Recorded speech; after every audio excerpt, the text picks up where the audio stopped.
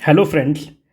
आज हम लोग जो साइंस का अपना सीरीज चल रहा है उसका लेक्चर नंबर 7 में है। और इसको लेक्चर नंबर 7 में बेसिकली हम लोग अगर आप बीपीएससी का प्रश्न देखेंगे जो हम लोगों ने लिया है तो उसमें सोप्स एंड डिटर्जेंट पर हमेशा प्रश्न है। तो बहुत लोगों को कन्फ्यूजन होता है कि सोप क्या है, डिटर्जेंट क्या है, और बीपीएससी और हम लोग दोनों को एक सोच बैठते हैं और बीपीएससी इसी एरिया से क्वेश्चन बना लेता है। तो आज जो टॉपिक ऑफ डिस्कशन रहेगा उस टॉपिक ऑफ डिस्कशन में पहले हम लोग सोप के बारे में पढ़ेंगे, फिर डिटर्जेंट्स क्या होते हैं उसको देखेंगे, जो प्रीवियस ईयर प्रश्न पूछे गए हैं हम लोग उसको देखेंगे, और जो अपना एक सीरीज चल रहा है कि साइंस इन एवरीडे लाइफ से हमेशा हम लोग कोई टॉपिक उठाते हैं उसको हम लोग आज करेंगे। आज अगर आप प्रश्न पत्र देखें, अगर क्वेश्चंस देखें जो प्रीवियस ईयर में पूछे गए हैं, तो इन प्रश्नों को लेक्चर खत्म होने के बाद हम लोग अटेम्प्ट लेंगे। बहुत सारे प्रश्न पूछे गए हैं तो इन प्रश्नों को हम लोग अटेम्प्ट लेंगे लेक्चर खत्म होने के बाद। पहले आप देखिए कि सोप और डिटर्जेंट है क्या। सोप वो चीज है जिसको हम और आप नहाने में इस्तेमाल करते हैं, जैसे डव है, पियर्स है, लाइफ बॉय है। सोप वो चीज है जिसको हम और आप नहाने में इस्तेमाल करते हैं। डिटर्जेंट वो चीज है जो कपड़ा धोने में यूजुअली हम लोग इस्तेमाल करते हैं, जैसे सर्फ एक्सेल है। लेकिन कभी जब ये कंफ्यूजन हम लोगों को हो जाता है कि जो बर्तन जैसे हम लोग धोते हैं वो भी डिटर्जेंट में आएगा, पर जो हम लोग मानते हैं कि रीन का जो बार है उसको हम लोग सोच लेते हैं वो सोप है। वो सोप नहीं है, वो डिटर्जेंट का बार है।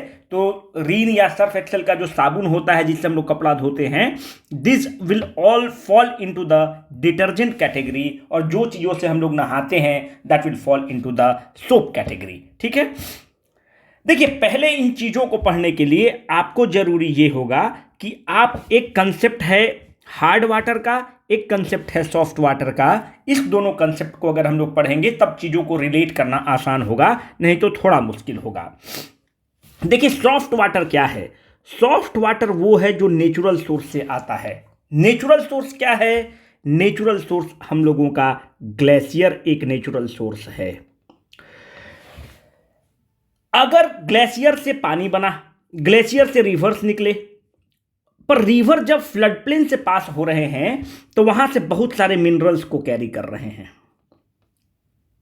ठीक है,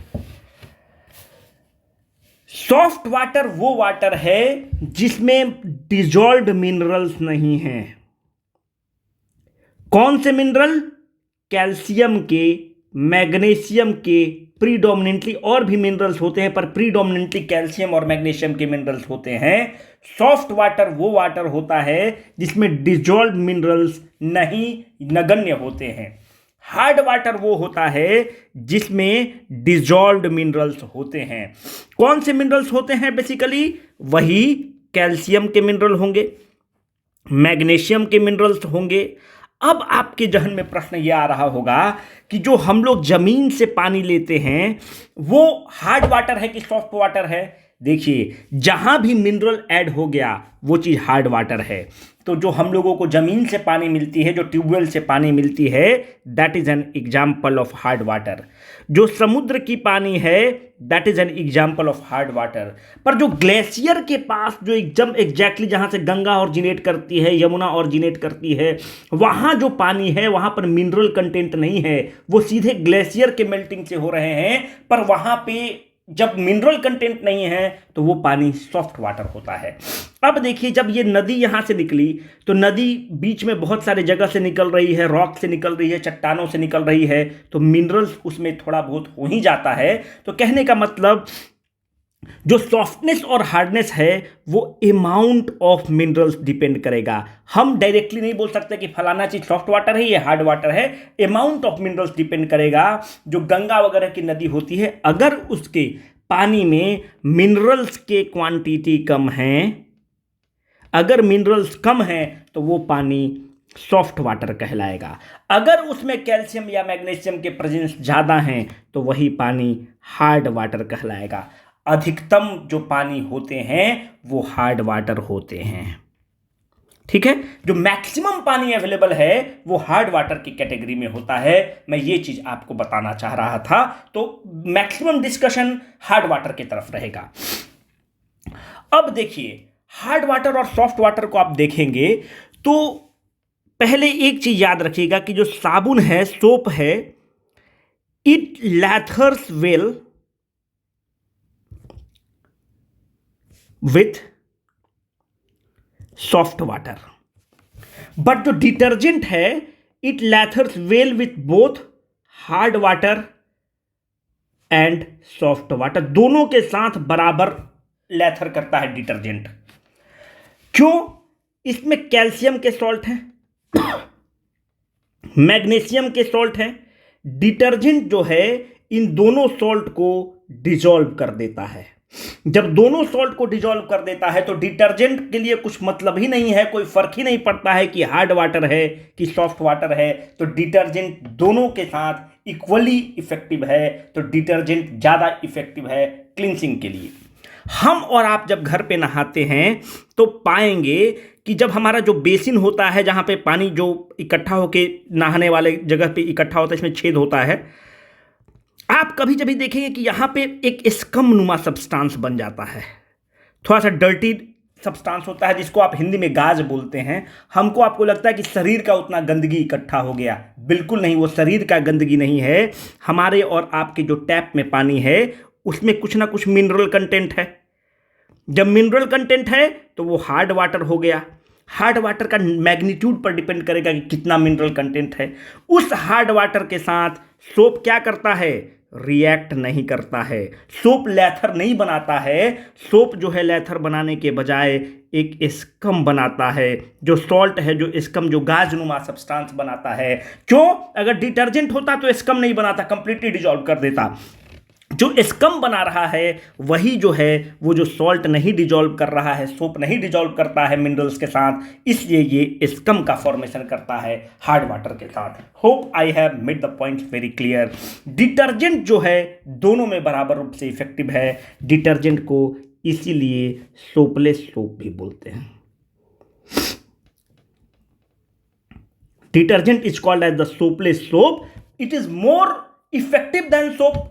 It is more efficient than soap because it can be used in the hard water, it can be used in the soft water, as it can dissolve the minerals which causes the hardness. Which are the minerals which causes the hardness? Either it is calcium, magnesium or it's salt. ठीक है, उसको dissolve करके बराबर कर देगा। अब देखिए soap का फॉर्मेशन कैसे होता है, पहले हम लोग ये देख ले। कोई एक एस्टर होगा, एस्टर जो है अल्कली मटेरियल से रिएक्ट करेगा तो एक सॉल्ट बनता है और एक ग्लिसरॉल बनता है। इसी प्रोसेस को आप सपोनिफिकेशन बोलते हैं। पर एस्टर का सोर्स क्या है? एस्टर कहां से आता है? एस्टर जो है वेजिटेबल ऑयल से आता है यूजुअली, या फैटी एसिड से आता है। अल्कली क्या होता है? कोई भी अल्कलाइन सब्सटेंस होता है। आप कॉस्टिक सोडा ले लीजिए या कॉस्टिक पोटैश ले लीजिए, जो ये सॉल्ट बनता है यही सॉल्ट जो है सोप कहलाता है, और ग्लिसरॉल एक बाई प्रोडक्ट बनता है। This soap is what? This soap is the potassium और sodium salt of long chain, मैं इसको समझाऊंगा आपको, कार्बोक्सिलिक एसिड।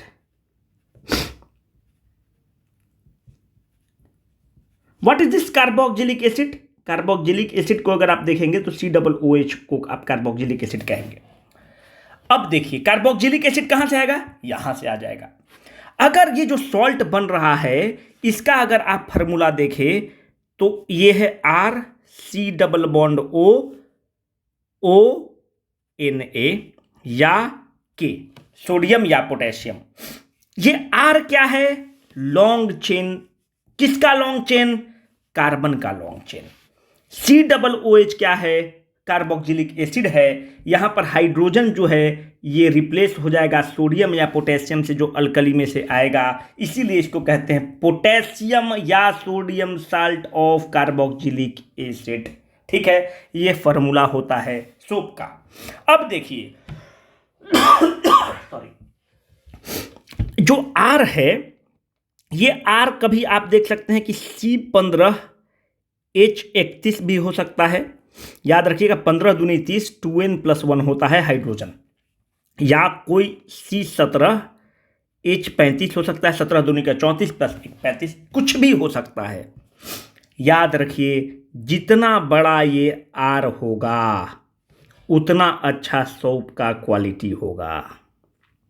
इसीलिए आप देखते हैं कि कोई सोप जो है लाइफ बॉय 5 रुपया में मिलता है, डव 40 में मिलता है और पियर्स 30 में मिलता है। जितना बड़ा आर होगा उतना अच्छा क्वालिटी ऑफ द सोप होगा, उतना अच्छा वो इमल्सिफाई करेगा, उतना अच्छा वो ग्लिसरॉल भी उसमें ऐड होगा। तो कहने का मतलब है कि जो क्वालिटी ऑफ द सोप जो है वो आर पर डिपेंड करता है, इसीलिए डिफरेंट सोप का दाम डिफरेंट डिफरेंट होता है। I hope I made the point clear. इस चीज को आप ध्यान रखिएगा। इस प्रोसेस को सपोनिफिकेशन प्रोसेस बोलते हैं। इस सोप को आप देखते हो कि अलग अलग क्वालिटी होता है। कोई सोप को कहते हैं कि ये पिंपल्स में काम देता है। अगर उस सोप में आपने सल्फर की मात्रा को ऐड कर दिया तो वो एक्ने के ट्रीटमेंट के लिए, कोई कोई साबुन को लोग बोलता है कि वो एक्ने ट्रीट करता है, उसमें सल्फर डाला होता है तो वो एक्ने के ट्रीटमेंट में इस्तेमाल हो जाता है। अगर आप सोप में ग्लिसरॉल डाल देते हैं तो चिकनाई प्रदान करता है, स्मूथनेस प्रदान करता है। अगर आप देखें तो जो डव साबुन होता है उसमें ग्लिसरॉल की मात्रा ज़्यादा होती है, इसलिए आप देखते हैं कि नहाने के बाद भी शरीर थोड़ा सा चिकना टाइप का आपको फील होगा। अगर सोडियम रेजोनेट डाला जाता है, एक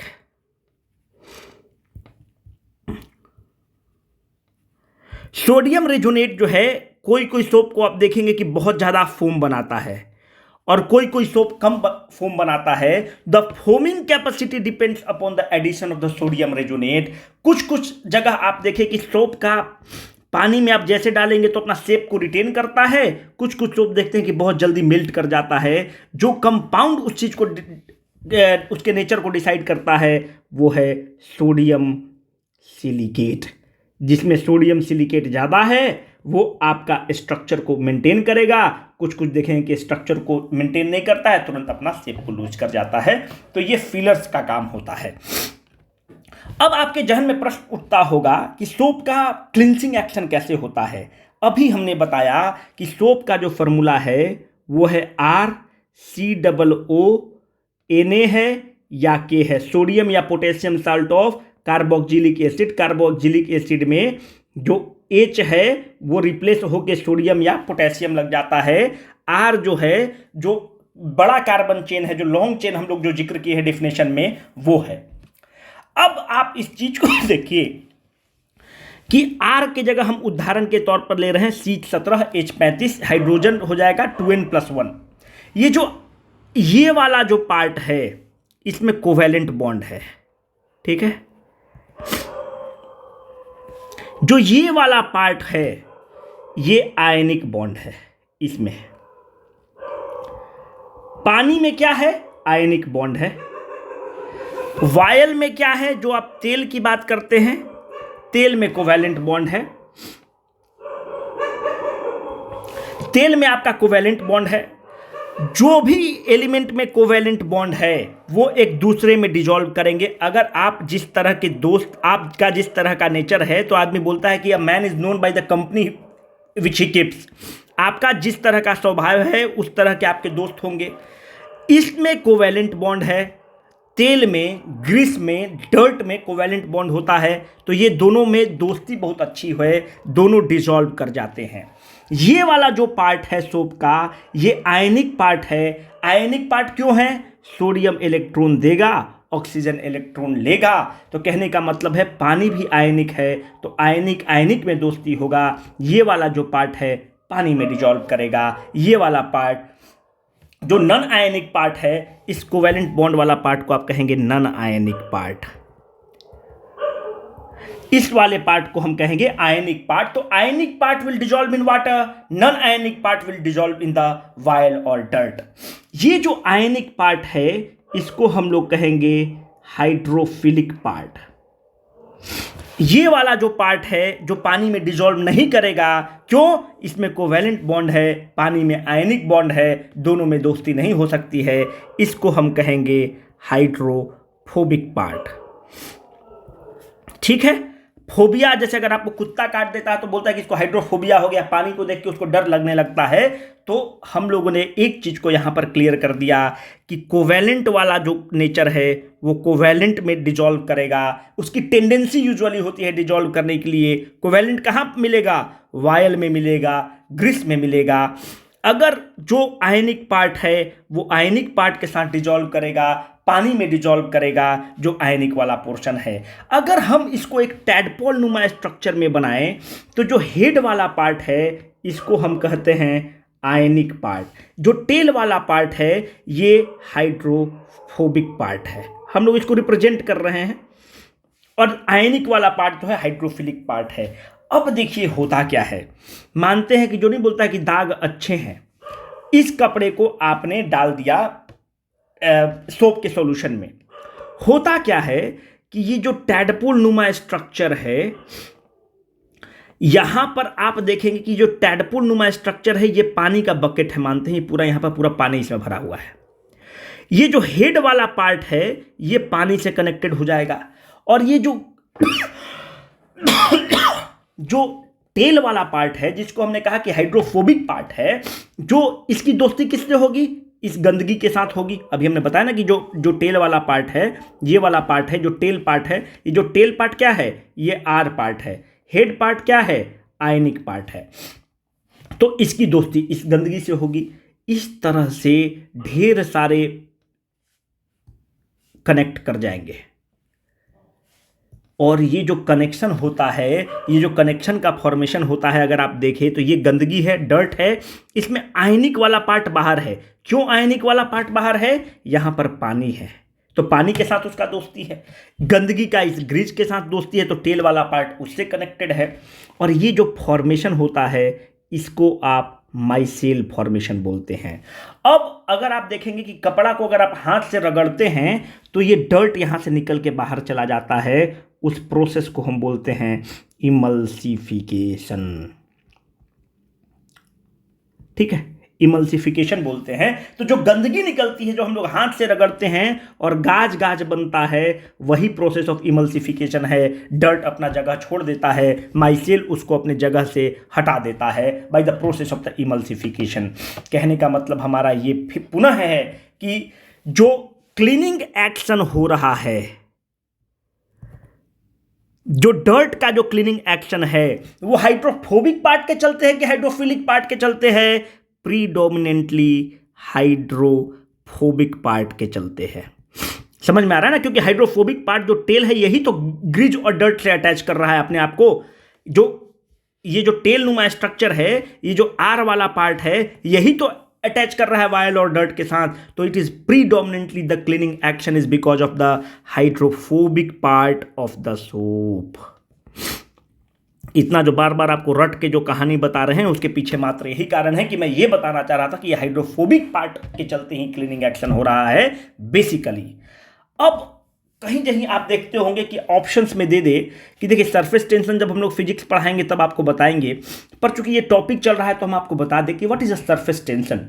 सरफेस टेंशन होता है, इट इज जो it is the two shrink, it is the tendency to shrink into the minimum, अभी आपको कुछ समझ में नहीं आ रहा होगा, into the minimum surface area possible. Tendency of whom? Tendency of the upper layer.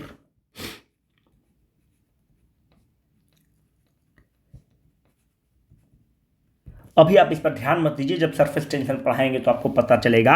पर अगर आप देखते हो ये कीड़ा मकोड़ा पानी की सतह पर चलता है तो वो सरफेस टेंशन के चलता है।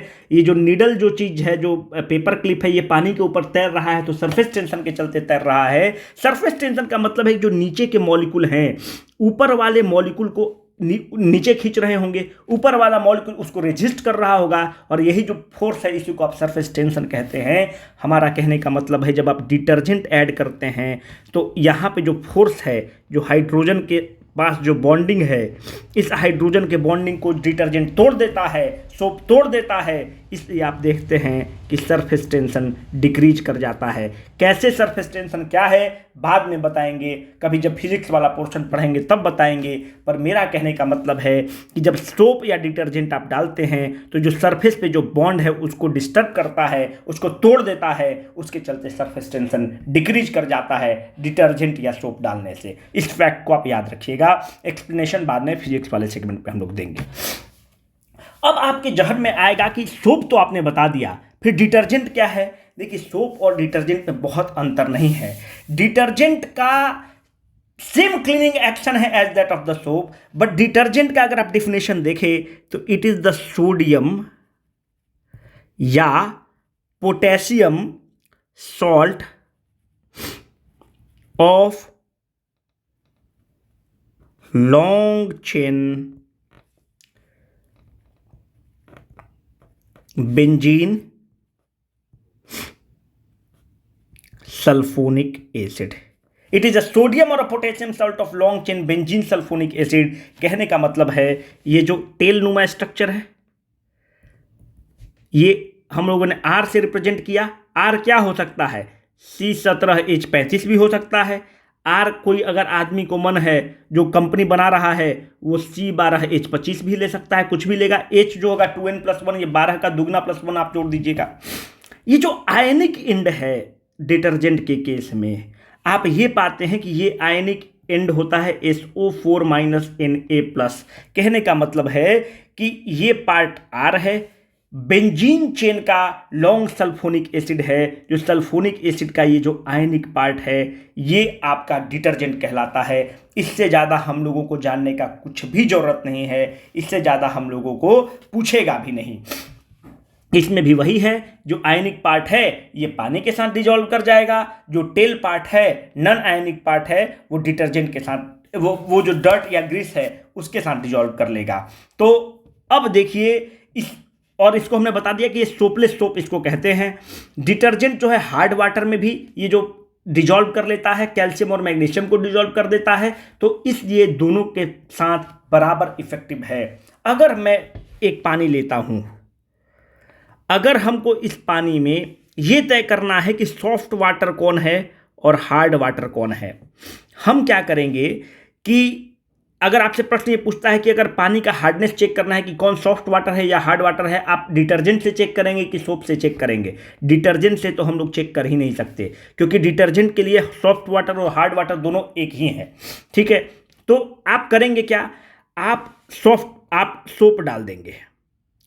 अगर जो सॉफ्ट वाटर रहेगा उसमें रेसिड्यू कुछ नहीं बचेगा। क्यों? सॉफ्ट वाटर में कैल्शियम या मैग्नीशियम का सॉल्ट नहीं होगा। पर जो हार्ड वाटर होगा उसमें कुछ ना कुछ रेसिड्यू बचेगा, जिसको हम कहते हैं स्कम, गाद, गंदगी, गाद, झाग। क्यों? हार्ड वाटर में मैग्नीशियम का सॉल्ट होगा, कैल्शियम का सॉल्ट होगा, उसके साथ सोप रिएक्ट नहीं करता है, लेथर नहीं बनाता है और आपको नीचे एक स्कम बन जाएगा।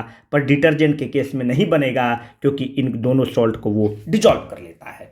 तो उससे आप जांच कर सकते हैं। अब हम लोग देखो, डिटर्जेंट में इससे ज़्यादा आपको पढ़ने की ज़रूरत नहीं है भैया, इससे ज़्यादा समय भी व्यतीत मत करिएगा, अपना समय का बर्बादी होगा। किसी और टॉपिक को पढ़िएगा, हमने मैक्सिमम कवर कर दिया है। सॉरी।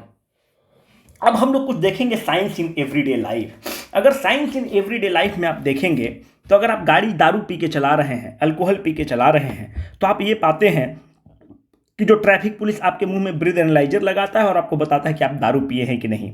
बेसिकली होता कैसे है, होता यूं है कि इसमें एक फिल्टर लगा होता है।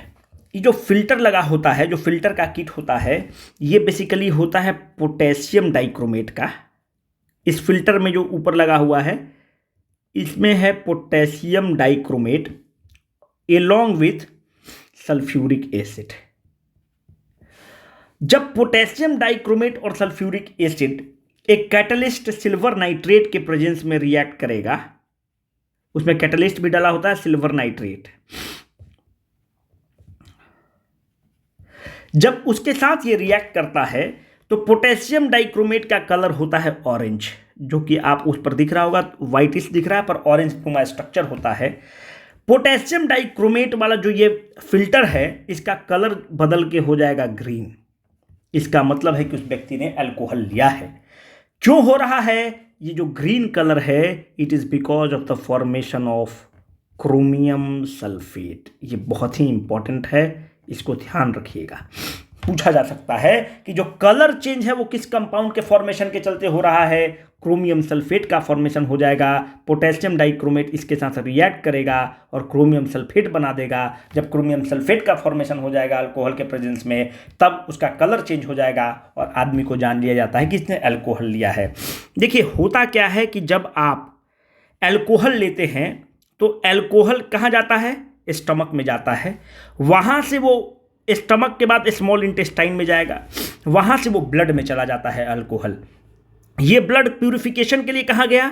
लंग्स में गया। लंग्स में क्या है? एल्वियोलिज हैं, एयर सैक्स हैं। और उस लंग से जब आपको बोलता है कि आप एक्सेल करिए, तो जब एक्सेल करते हैं तो उस लंग्स के माध्यम से, ब्लड के माध्यम से अल्कोहल डिफ्यूज कर गया होता है और आपके हवा में जो आप एक्सेल करते हैं उसमें आपको अल्कोहल आ जाता है और ये अल्कोहल यहाँ पर दिखाई पड़ता है। तो कहने का मतलब है कि अल्कोहल डिफ्यूज कर जाता है ब्लड में और वो ब्लड प्यूरिफिकेशन होने के लिए लंग्स में जाता है, और जब लंग्स में जाता है तो आप एक्सेल करते हैं तो यहाँ पे फिल्टर पे आ जाता है। अगर बॉडी में अल्कोहल का परसेंट 5% हो गया, बॉडी में आपका डेथ हो जाएगा। तो दिस 5% इज अ लिमिट। अगर अल्कोहल का कंटेंट ब्लड में 5% हो जाता है, आपकी मौत तय है। ठीक है, अल्कोहल पीना भी नहीं चाहिए और पीजिए भी मत। अब दूसरा हम लोग एक टॉपिक पर आएंगे। ये चीज़ इंपॉर्टेंट था जो मैं आपको बताना चाह रहा था, शायद मैं उसको उतना एम्फसाइज कर नहीं पाया, क्रोमियम सल्फेट के बारे में, कि क्रोमियम सल्फेट ग्रीन होता है और क्रोमियम सल्फेट का फॉर्मेशन होता है और कभी भी पूछा जा सकता है। अब हम लोग कुछ पीएच के बारे में देखेंगे कि यूजुअली पीएच वगैरह पूछा जाता है। जो प्लेन वाटर होता है उसका जो पीएच का वैल्यू है वो है 7। अगर ब्लड का पीएच की बात करें तो ब्लड का पीएच है अराउंड 7.4, मतलब एल्कली है। अगर हम अपने पूरे बॉडी का अगर बात करते हैं कि बॉडी का पीएच क्या है, तो बॉडी का भी पीएच 7.4 के आसपास ही होता है। अगर जो सलाइवा की बात करें जिसमें टाइलिन भी मिलता है, उसका पीएच है 6.5। मिल्क का पीएच अराउंड 6.4 होता है। क्यों? लैक्टिक एसिड है और एसिड का पीएच 7 से कम होता है। अल्कोहल का अगर आप जनरल पीएच देखें तो हर अल्कोहल का डिपेंड करता है, पर मोटा मोटी ये माना जाता है कि 2.8 के आसपास पीएच होता है। जो हम लोग टॉयलेट है उसका अगर आप पीएच देखें तो उसका पीएच 6 होता है।